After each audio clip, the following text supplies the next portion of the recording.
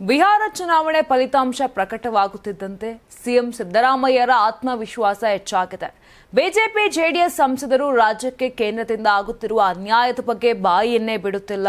ಪ್ರಹ್ಲಾದ್ ಜೋಶಿ ಕೂಡ ಒಂದೇ ಒಂದು ದಿನ ರಾಜ್ಯಕ್ಕೆ ಆಗುತ್ತಿರುವ ಅನ್ಯಾಯದ ವಿರುದ್ಧ ಕೇಂದ್ರದಲ್ಲಿ ಧ್ವನಿ ಎತ್ತುವುದೇ ಇಲ್ಲ ಅಂತ ಬಿಜೆಪಿಗರ ಮೇಲೆ ಆಕ್ರೋಶ ವ್ಯಕ್ತಪಡಿಸಿದ್ದಾರೆ. ಡಿಸಿಎಂ ಡಿಕೆ ಶಿವಕುಮಾರ್ ಅವರು ಬರೆದಿರುವ ನೀರಿನ ಹೆಜ್ಜೆ ಕೃತಿ ಬಿಡುಗಡೆ ಮಾಡಿ ಸಿಎಂ ಮಾತನಾಡಿದರು. ಶಿವಕುಮಾರ್ ಅವರು ಜಲಸಂಪನ್ಮೂಲ ಸಚಿವರಾಗಿ ತಮ್ಮ ಅನುಭವ ಮತ್ತು ಗ್ರಹಿಕೆಯನ್ನ ಹಾಗೂ ನೀರಿನ ಮಹತ್ವವನ್ನ ಪುಸ್ತಕದಲ್ಲಿ ಉಲ್ಲೇಖಿಸಿದ್ದಾರೆ. ನದಿ ವಿವಾದಗಳ ಆಳ ಅಗಲವನ್ನ ಜನರಿಗೆ ತಿಳಿಸುವ ಕೆಲಸವನ್ನ ನೀರಿನ ಹೆಜ್ಜೆ ಜನರಿಗೆ ತಿಳಿಸಲಿದೆ. ನಾನು ಪುಸ್ತಕವನ್ನ ಪೂರ್ತಿ ಓದುವೆ ಎಂದು ತಿಳಿಸಿದ್ರು. ಮುಂದುವರೆದು ಮಾತನಾಡಿದಂತ ಸಿಎಂ, ಮಹದಾಯಿ, ಕೃಷ್ಣ ಮತ್ತು ಕಾವೇರಿ ಸೇರಿ ಅಂತಾರಾಜ್ಯ ಜಲ ವಿವಾದಗಳು ಇನ್ನೂ ಜೀವಂತವಾಗಿದೆ. ರಾಜ್ಯಕ್ಕೆ ಪೂರ್ತಿ ಅನುಕೂಲಕರವಾದ ನ್ಯಾಯಬದ್ಧ ತೀರ್ಮಾನಗಳು ಇನ್ನೂ ಆಗಬೇಕಿದೆ. ಮೇಕೆದಾಟಿನಲ್ಲಿ 67 ಟಿಎಂಸಿ ನೀರನ್ನ ಶೇಖರಣೆ ಮಾಡಲಾಗುತ್ತದೆ. ಈ ಯೋಜನೆಯಲ್ಲಿ ನಮಗಿಂತ ಹೆಚ್ಚು ತಮಿಳುನಾಡಿಗೆ ಅನುಕೂಲ. ಆದರೂ ಅವರು ಮೇಕೆದಾಟು ಯೋಜನೆಗೆ ವಿರೋಧ ವ್ಯಕ್ತಪಡಿಸುತ್ತಿದ್ದಾರೆ.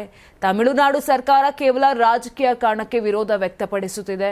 ಇದನ್ನು ನಾವು ವಿರೋಧಿಸಿ ಪಾದಯಾತ್ರೆ ನಡೆಸಿದೆವು. ಪಾದಯಾತ್ರೆಗೆ ಹಲವು ಟೀಕೆಗಳು ಬಂದರೂ ನಾವು ಎದೆಗುಂದದೆ ಪಾದಯಾತ್ರೆ ಯಶಸ್ವಿಗೊಳಿಸಿದೆವು ಅಂತ ವಿವರಣೆಯನ್ನ ಕೊಟ್ಟರು.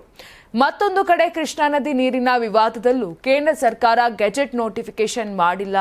ಜೆಡಿಎಸ್ ಪಕ್ಷವಾಗಲಿ ಬಿಜೆಪಿ ಪಕ್ಷವಾಗಲಿ ಈ ಪಕ್ಷಗಳ ಸಂಸದರಾಗಲಿ ಕೇಂದ್ರದಿಂದ ರಾಜ್ಯಕ್ಕೆ ಆಗುತ್ತಿರುವ ಅನ್ಯಾಯದ ಬಗ್ಗೆ ಆಗಲಿ ಆರ್ಥಿಕವಾಗಿ ಕೇಂದ್ರ ಸರ್ಕಾರ ರಾಜ್ಯಕ್ಕೆ ಬಗೆಯುತ್ತಿರುವ ದ್ರೋಹದ ಬಗ್ಗೆಯೂ ಮಾತನಾಡುವುದಿಲ್ಲ ಎಂದು ಸಿದ್ದರಾಮಯ್ಯ ಟೀಕಿಸಿದ್ದಾರೆ. ನೀವು ಸಣ್ಣ ಆಗ್ಬೇಕಲ್ವಾ? ಅದು ಒಂದು ಉತ್ತಮ ಆಹಾರದಿಂದ ಸಣ್ಣ ಆಗ್ಬೇಕಲ್ವಾ? ಪ್ರತಿದಿನ ನಮ್ಮ ಜೀನಿ ಸ್ಲಿಮ್ ನ ಯೂಸ್ ಮಾಡಿ ಯಾವುದೇ ಸೈಡ್ ಎಫೆಕ್ಟ್ ಇಲ್ದಂಗೆ ನೀವು ಸಣ್ಣ ಆಗ್ತೀರಾ.